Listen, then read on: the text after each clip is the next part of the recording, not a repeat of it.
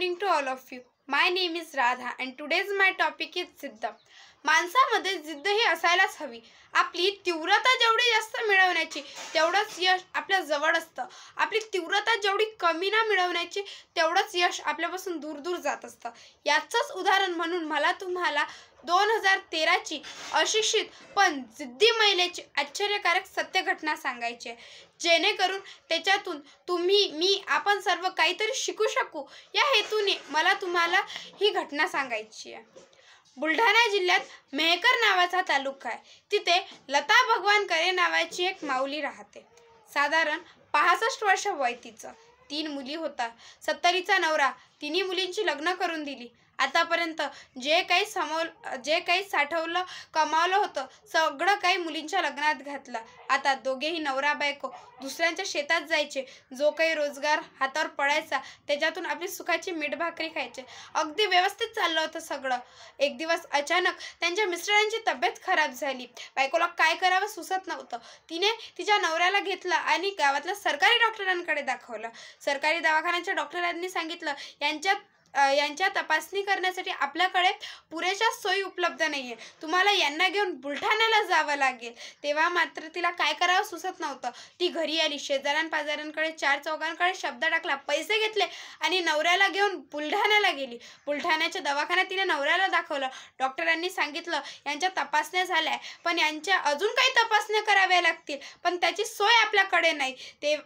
तेव्हा तुम्हाला यांना घेऊन बारामतीला जावं लागेल.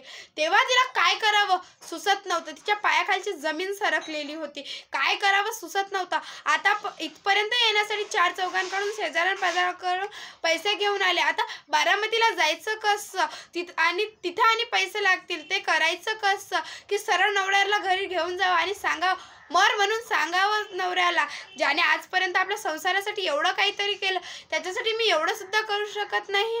तिला काहीच सुचत नव्हतं. अश्रू घळघळ गळत होते तिच्या डोळ्यातून. तिने स्वतःला सावरलं. घरी आले. परत 4 चौघांकडे शेजाऱ्यांपाजाऱ्यांकडे शब्द टाकला. पैसे घेतले आणि नवऱ्याला घेऊन बारामतीला पोहोचली. बारामतीच्या दवाखान्यात तिने नवऱ्याला दाखवले आणि डॉक्टरांनी तिला सांगितले यांच्या सर्व तपासण्या तर झाल्या पण एक महत्त्वाची तपासणी मात्र राहिली आहे. तेव्हा मात्र तिच्या पायाखालची जमीन सरकली. तपासण्या तरी किती करता तपासण्या? गरीब माणसाने जगूच नाही, सरळ मरून जावं. तेव्हा तिने स्वतःला सावरलं आणि डॉक्टरांना विचारलं, ठीक पण खर्च तरी किती येणार? आणि डॉक्टरांनी सांगितलेला खर्चाचा आकडा ऐकून तिच्या डोळ्यासमोर भर दिवसा अंधाऱ्या आल्या. तेव्हा तिने स्वतःला सावरलं. भर दिवसा अंधारे आला. काय करावं तिला सुचत नव्हतं. नवऱ्याला घेऊन जावं सरळ घरी, मर म्हणून सांगावं, गरीब माणसाने जगूच नाही. तिने स्वतःला आवरलं. बाहेर आली. डोळ्यातले अश्रू तिने पुसले आणि तिथे एका बाकड्यावर बसली. त्या बाकड्यावर एक पेपर पडलेला होता. त्या पेपरवर ठळक अक्षरात बातमी छापली होती. तिची नजर त्या बातमीवर पडली आणि ती चमकली. ती बातमी होती बारामती मॅरेथॉन स्पर्धेची आणि त्याच्या विजेत्याच्या बक्षिसाची. फक्त 65 वर्षाची महिला. तिने विचार केला आणि निर्णय घेतला, या स्पर्धेत भाग घेऊन माझ्या नवऱ्याचा जीव वाचवण्यासाठी. फक्त 65 वर्षाची महिला त्या स्पर्धेच्या ठिकाणी पोहोचली. तिथे सर्व स्पोर्टचे शूज घातलेले, टी शर्ट घातलेले, रोजच्या रोज कसून सराव करणारे खेळाडू होते आणि त्यामध्ये ही आली होती 65 वर्षाची लता भगवान करे. नऊवारी नेसलेली, कासोटा घातलेली, अनवाणी पायाची. संयोजकांना विनंती करते, मला स्पर्धेत पडू द्या, मला स्पर्धेत पडू द्या. आश्चर्याने सगळे लोक तिच्याकडे बघतायत. ती आपली हकीकत सांगते, माझा नवरा दवाखान्यात आहे, त्याच्या उपचारासाठी मला पैशाची गरज आहे, त्यासाठी मला स्पर्धेत पडू द्या, मला स्पर्धेत पडू द्या.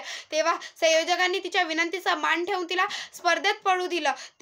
स्पर्धा सुरू झाली. पट्टी पडली आणि स्पर्धा सुरू झाली. बेभान होती लता भगवान करे. एकीकडे पडतायत रोजच्या रोज कसून सराव करणारे खेळाडू आणि त्यांच्यामध्ये पडती आहे ही 65 वर्षाची लता भगवान करे. अनवाणी पायाची, कासोटा नेसलेली, नऊवारी घातलेली, कासोटा नेसलेली.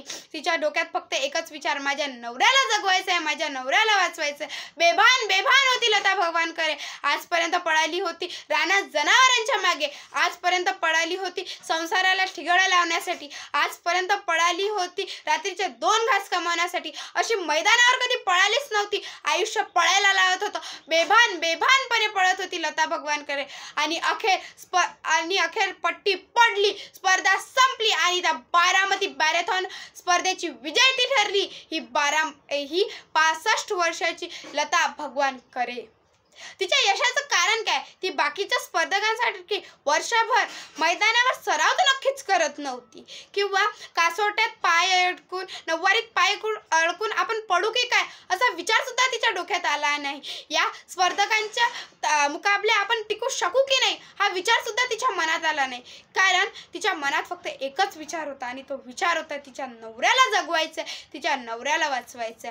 पाण्यात पडल्यावर ज्या तीव्रतेने आपल्याला श्वासाची गरज पडते, पाण्यात पडल्यानंतर माणसाला ज्या तीव्रतेने श्वासाची गरज असते त्या तीव्रतेने ज्या दिवशी आपल्याला यशाची गरज असेल त्या दिवशी यश आपल्या दारात उभं असेल आणि आपल्याला म्हणेन मी तुमच्यासाठी उभा आहे, तुम्ही माझ्याकडे या.